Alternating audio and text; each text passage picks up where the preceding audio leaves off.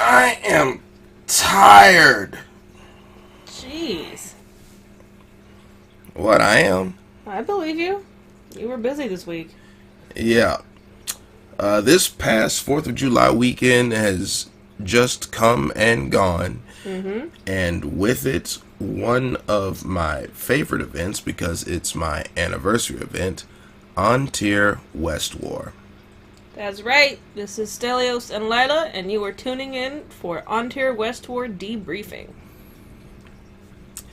On Tir West War started on, I don't have a calendar near me, Wednesday the 3rd. No, Wednesday the 4th. started on Wednesday the 4th and went all the way through Sunday. I mean, if you really want to count Sunday, Sunday's pack down day. Yeah, people were still on site Sunday morning, so yeah. Okay. But it's a war, so there's fighting involved, and we fought on Thursday, Friday, and Saturday. Mm-hmm. I fought with our tents on Sunday. Yeah. And traffic. For those of you who don't know, I didn't go to Tir West War last year because as a fighter, I've kind of been on hiatus, and I decided that I was going to return to the fray with this event because it's my anniversary event, and I felt it would be appropriate to do so. For those of you who don't know, Tir West War takes place down at I want to say it's called the Lazy J Ranch in Gold Beach, Oregon. Beautiful event site. Beautiful site.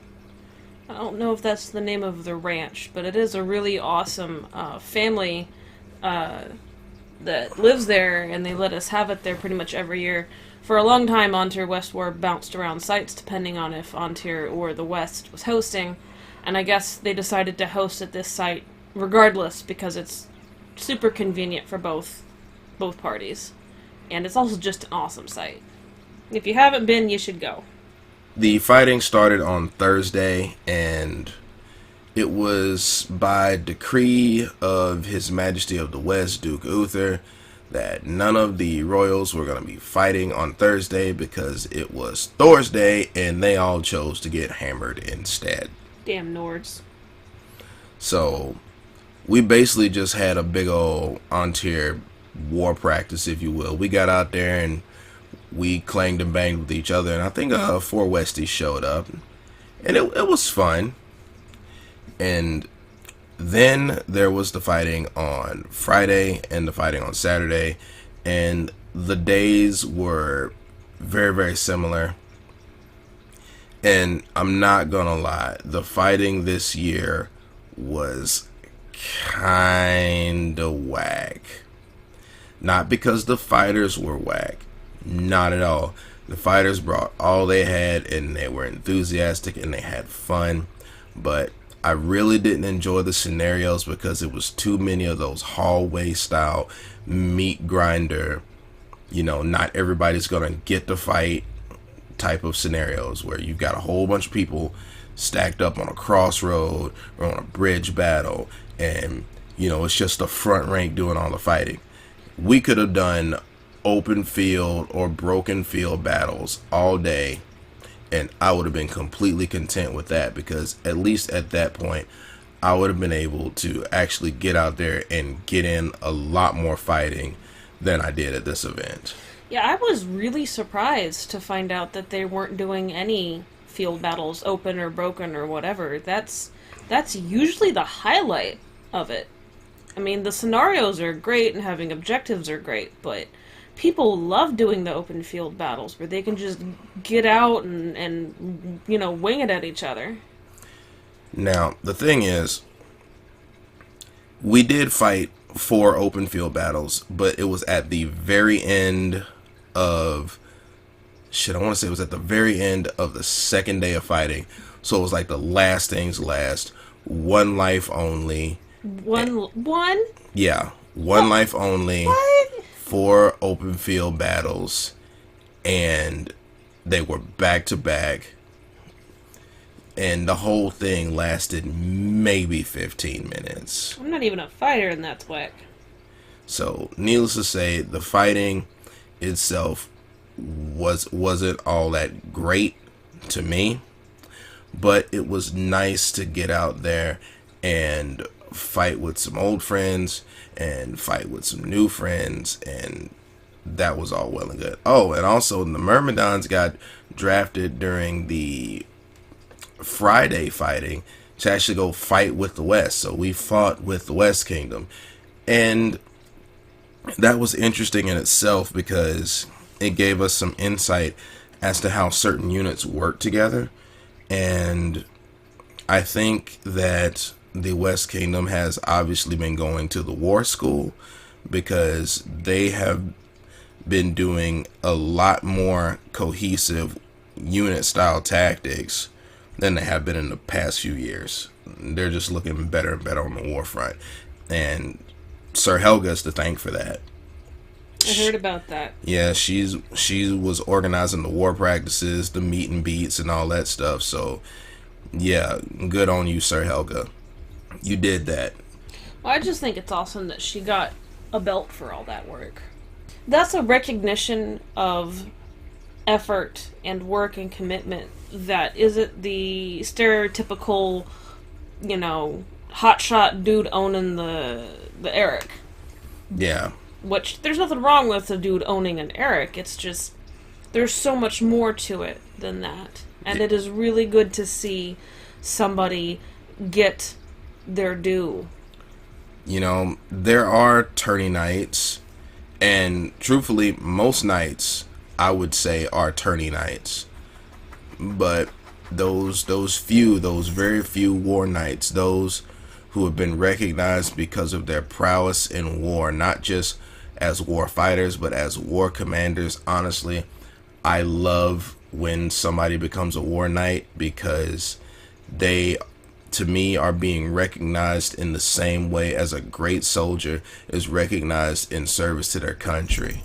They go out and they mobilize massive groups of men, and they take them to war, and they do everything possible to not only clinch victory, but bring those men home.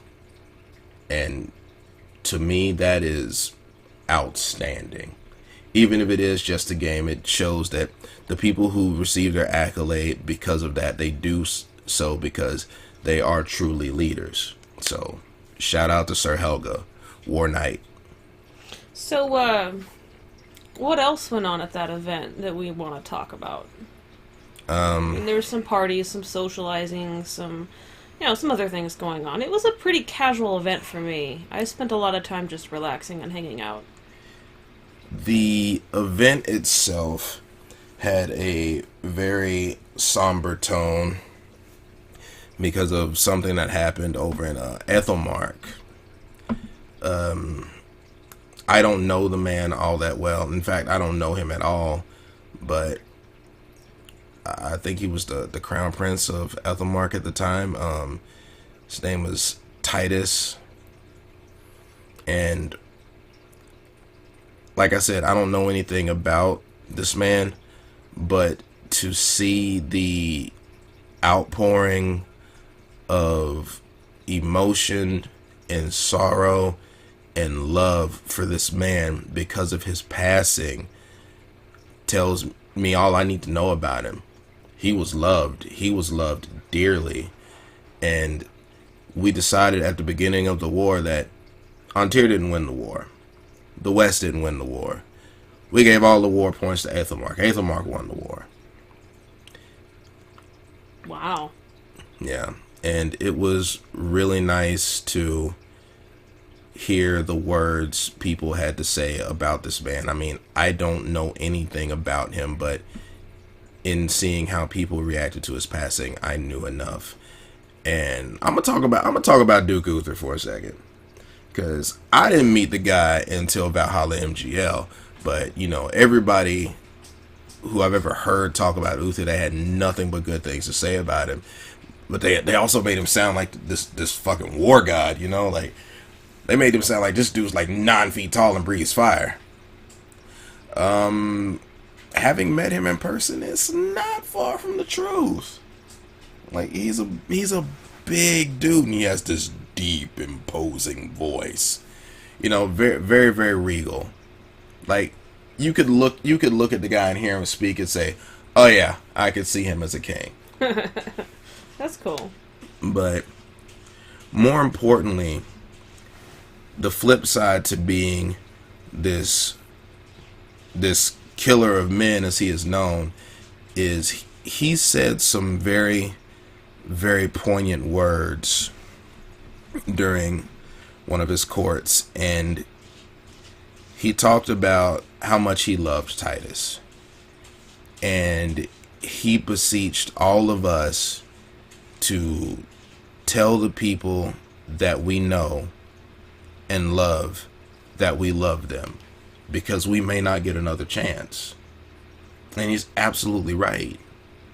You may not get another chance to tell a friend that you love them, or to tell a friend that you're sorry. And it was then and there in that court that he and a friend of his, apparently they had some beef in the past, but they squashed it right then and right there, and there were hugs and there were tears, and it was moving, to say the least. And it was moments like that reminded me of what it is that I like about this game. I can think of a dozen things right off the top of my head that I can't stand about this game, but in seeing that, everything that I liked about this game came rushing back, and I was like, I miss that genuine camaraderie, those genuine friendships, those genuinely kind words that people say. And I know I said genuine 3 times, but it's the only word I could think of to describe it. You know, these people's emotions are real. You know, the titles may not have any bearing in the real world, but those friendships very much do. Mm-hmm. And it made me remember that all the best people that I've ever met, I met in this game. So, that being said, looks like we're going to be eventing again. At least I will be. You don't have to come if you don't want to. I'll come to some stuff. So one thing I wanted to do was give a shout out to the people I met, and it was several different people on Friday night while we were wandering around, who stopped us to say hi and said, I know you, I listened to your podcast, or we recognized your voice from across the street, we listened to your podcast. And that honestly blew me away. So there were several of you, and I was a bit drunk, so I don't remember all your names, but thank you so very much. That was very touching to me, and I appreciate that y'all are listening and that y'all care to stop and tell some drunk white girl that you like listening to some bullshit she says on the internet.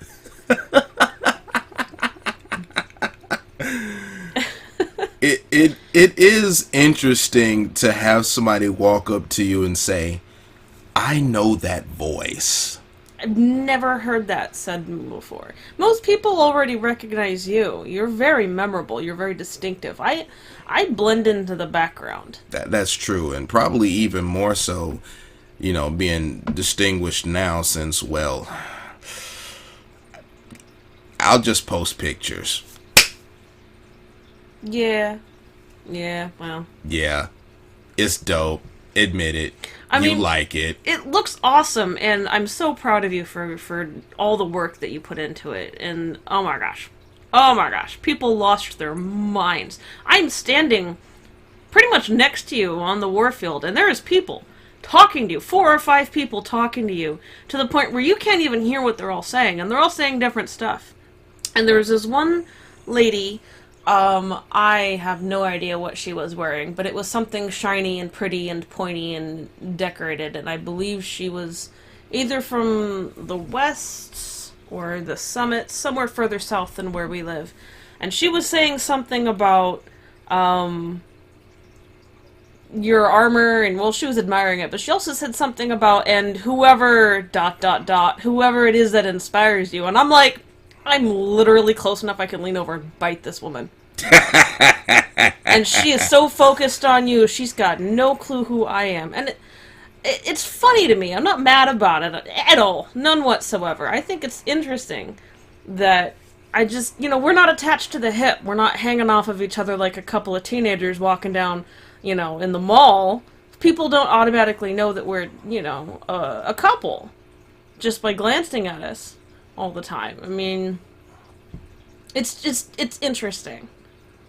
It's interesting that you are so well known and becoming even more well known, and I don't know. Someone's gonna stuff their foot so far down their face at some point while I'm standing at their elbow, and it's gonna be hilarious. You know why that is, right? Why? You know why people know me.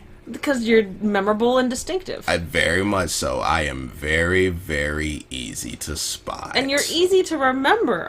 Ran into a lady with a friend, and she introduced me as so-and-so, with Stelios. And they're like, Stelios? I know that name. Have I met him? And I'm like, yeah, tall, dark, handsome, big smile, bigger laugh. And she's like, oh, Stelios, he's here? And I'm like, yeah, I drove down with his ass. He better be here still.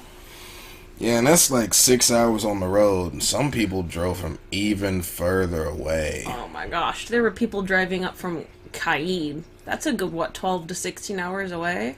Depending on what part of Caid you're in and how much traffic you have to fight? Yeah, SoCal's like... Some parts of SoCal like 17 hours. Oh my god, that's crazy. Holy crap. But to recap, Tir West War was a good time.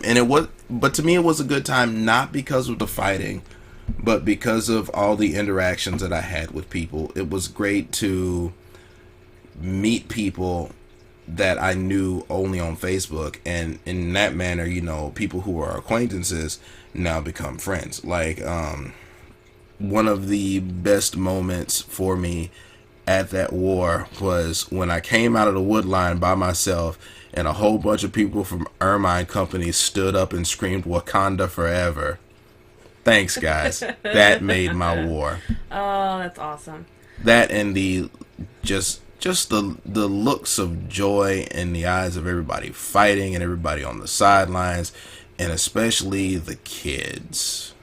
Yeah, I heard about this. Someone else from the household told me that you were chatting, hanging out, doing what you do, and this family came over, and there was a little kid there with them, a young boy, and his mom or his aunt or somebody, I think you're friends with his aunt on Facebook, came up and was like, you were the Black Panther out there on the field, right? And you were like, yeah, I was. And the young boy, she tells you that Black Panther's his favorite superhero ever.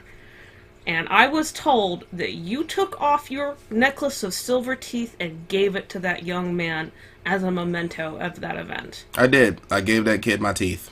I think that's amazing. Not just because I love you and I think that's cool, but that kind of generosity and moment of connection with people, like, you very well may have made that young man a Skadian for life. He's definitely going to want to come back. Well, the thing is, Tir West War always brings back a flood of good memories because it was my first event. And I remember the way I was treated at this event, being completely new, having no connections and very few friends. And these people still embraced me and treated me like family. And, I barely knew this young man, but I wanted to have him feel that magical feeling that I had when I left the event. So if that does it for him and he's back for life, great. I have done my job. Wow. I'm just glad that he got to experience that magic, because that's a precious thing. And also, that kind of stuff is a lot of what we harp on here on this stupid little podcast we're doing, is being good to each other, genuinely good and welcoming, and working to make the dream magical for others, not just yourself. This is supposed to be one big family, and while family tends to throw shit the hardest at each other, we also love each other the hardest. And that's what I think we need to focus on more as a wider society, is the loving and the caring for of each other. The last thing I'll say is this. Being reminded of that magical and loving feeling that I got from an event has inspired me to continue to spread that. Now, don't get me wrong. We are still going to point out every bit of fuckery we see. Oh, yes. Because that is our task. Yep. We're doing it because we love you. But best believe that it will be coupled with, stories of great things and positive things, because we don't want the SCA to die. We want it to grow. We want it to thrive. And we want to bring about a degree of change. And some people may not agree. Some people may not like it. And that's okay. You don't have to. But know that that's what we're here to do. Yeah. Yep. So, this has kind of ended up being a long podcast, but it's a long event, and there was stuff we wanted to talk about and cover. So if you're still here with us at the end of this, thank you so much for listening. If you've got a story from this year's Tir West War, Tir West War 2018, shoot us a message, leave us a comment. We want to hear from you. Well, that is it for the show. As she said, please feel free to send us a message via our social media information that you can find in the description box. Or if you are listening to this from the Facebook page, feel free to shoot us a message on Facebook. If you have my personal Facebook information, hit my inbox. It's always open. Until next time, take care of yourselves and each other.